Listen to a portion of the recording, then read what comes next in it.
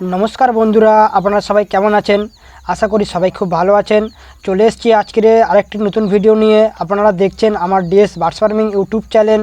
তো বন্ধুরা আপনারা যারা আমার চ্যানেলটিকে সাবস্ক্রাইব করেননি তারা আমার চ্যানেলটিকে সাবস্ক্রাইব করে নেবেন, বেল নোটিফিকেশানটা অন করে দেবেন আমার নতুন নতুন ভিডিওর আপডেট পেতে। তা বন্ধুরা আজকের মূল ভিডিওটা হলো আমার যে দেশি মুরগির বাচ্চাগুলি ছিল এদের বয়স কিন্তু আজকের প্রায় 40 থেকে 45 দিন মতো হয়েছে। তা বন্ধুরা এদেরকে আমি কিন্তু কৃমির কোর্স করব। আর বন্ধুরা এদেরকে আমি কৃমির কোর্সটা কীভাবে করব না করব সেটা আমি আপনাদের মাঝে তুলে ধরবো। এবং আপনারা যে কৃমির কোর্সটা করবেন কিভাবে করবেন, বন্ধুরা আপনারা যদি একটুখানি ছোট্ট একটা ভুলের কারণে আপনাদের দেশি মুরগির বাচ্চাগুলি কিন্তু মারা যেতে পারে। তো বন্ধুরা আমি আপনাদেরকে প্রথমে বলি যে আমাদের দেশি মুরগির বাচ্চাগুলি যে কৃমি হয়েছে বা সেটা কিভাবে বুঝবেন। তা বন্ধুরা এখানে দেখতে পাচ্ছেন আমার যে দেশি মুরগির বাচ্চাগুলি সব চলে এসছে। আপনারা নিশ্চয়ই জানেন আমার 21 পিস বাচ্চা ছিল, যে 21 পিস বাচ্চা দেখুন এখানে আছে।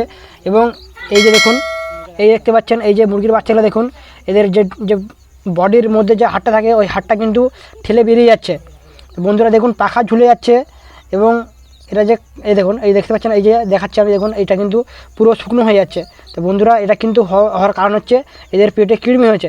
এই কৃমিটা হয় কীভাবে বা কোথা থেকে কৃমিটা হয়, বন্ধুরা আমাদের দেশি মুরগির বাচ্চা যখন ছেড়ে দিই আমরা, আপনারা নিশ্চয়ই খেয়াল করে দেখবেন মুরগিগুলি যেসব স্যাঁতস্যাঁতে জায়গার মধ্যে গিয়ে খুঁটিয়ে খায়, ওর মধ্যে অনেক পোকামাকড় থাকে বা জীবাণু থাকে, সেইগুলো কিন্তু পেটের মধ্যে যায়, পেটের মধ্যে গিয়ে কৃমির জন্ম নেয়। তো বন্ধুরা এই কৃমিটা হলে কি হয়, বন্ধুরা আমাদের মুরগির বাচ্চাগুলো কিন্তু খাবে দাবে কিন্তু ঠিক আছে, কিন্তু ওদের গায়ে লাগবে না। বা ওদের দেখতে পাচ্ছেন দেখুন এই শরীরটা দেখুন কেমন হয়ে গেছে, দেখুন শুকিয়ে গেছে, ডানা ঝুলে যাচ্ছে এইভাবে। এটা কিন্তু মেন কৃমির মানে কারণ। বা কি কৃমি হলো কীভাবে আপনারা বুঝবেন, এই লক্ষণগুলো দেখে, এইসব লক্ষ্যগুলো, ঠিক আছে বন্ধুরা।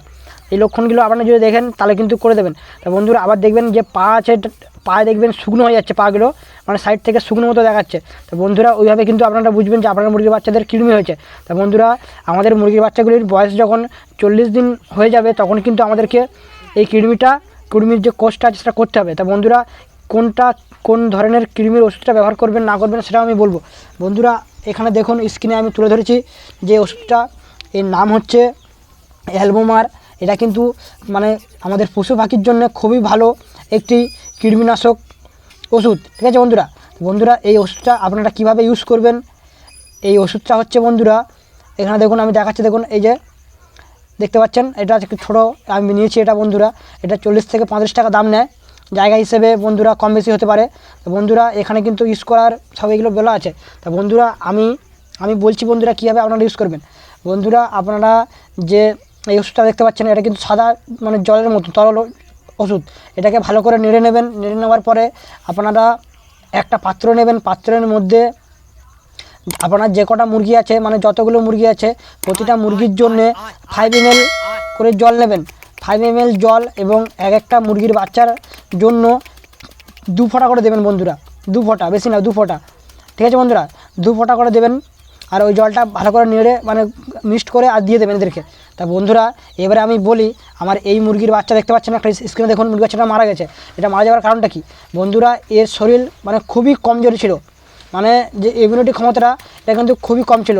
কারণ কি বন্ধুরা এ কিন্তু কদিন ধরে খাচ্ছিল কিন্তু পেটের মধ্যে যে হজম হচ্ছিল না। তা বন্ধুরা আমি ওষুধ কিন্তু ওকে খাইয়ে ঠিক করেছিলাম, সুস্থ করে দিয়েছিলাম প্রায়।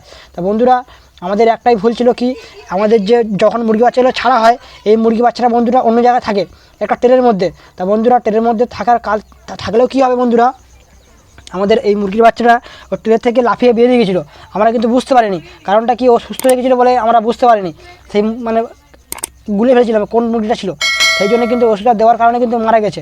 তা বন্ধুরা আপনারা কিন্তু এই ভুলটা করবেন না, যেগুলো অসুস্থ মুরগি সেদেরকে কিন্তু দেবেন না, ঠিক আছে, এই কৃমির এই ওষুধটা খাবেন না। তা বন্ধুরা এই যে দেখুন আমি যে জলটা বানাচ্ছি এটা দেখুন, এটা হচ্ছে লিভার টনিক, যেটা হচ্ছে বোটেন লিভার, ঠিক আছে বন্ধুরা দেখতে পাচ্ছেন এখানে বোটেন লিভার টনিক এইটা। আর বন্ধুরা আমি আগে দেখালাম যে 5 ml মানে 5 ml জলের মধ্যে, এটা 5 ml জল আছে, জলের মধ্যে এখানে দেখুন আমি যে মানে আমার ওষুধটা দিয়েছি ওটা কিন্তু 1/2 ml মানে 0. একটা যেটা আছে বন্ধুরা 1 ml এর 1/2 ml এটা, ঠিক আছে।